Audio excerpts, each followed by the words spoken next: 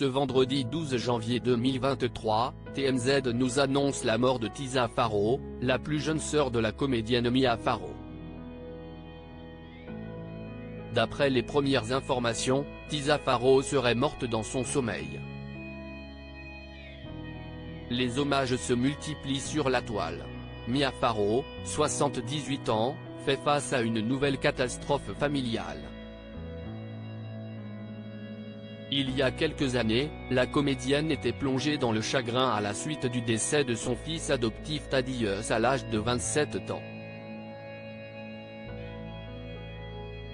Le jeune homme a été découvert blessé dans sa voiture et malheureusement n'a pas survécu malgré les efforts déployés à l'hôpital de Danbury, dans le Connecticut. Le jeune Thaddeus avait été adopté par Mia Farrow en 1994 alors qu'il résidait dans un orphelinat à Calcutta. Le petit garçon souffrait d'une paralysie causée par le virus de la poliomyélite.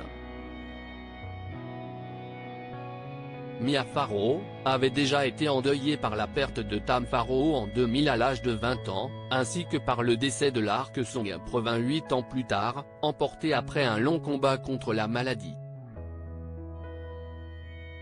Ce vendredi 12 janvier 2024, TMZ annonce une tragique nouvelle touchant une nouvelle fois Mia Farrow.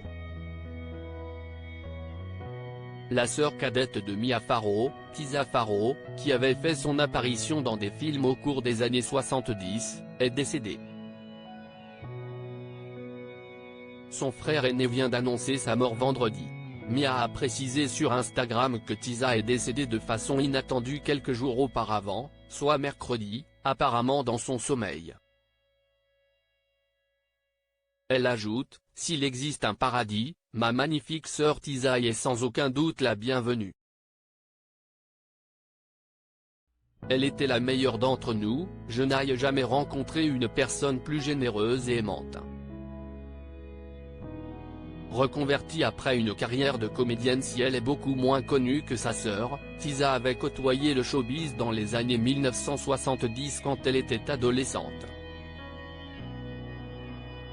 Elle n'aura jamais connu le succès de sa sœur même si on lui reconnaît un rôle très marquant dans Homer, un film de contre-culture hippie. Au total, Tisa a eu une quinzaine de rôles en tant qu'actrice dont un rôle principal dans le film d'horreur de 1979, Zombie.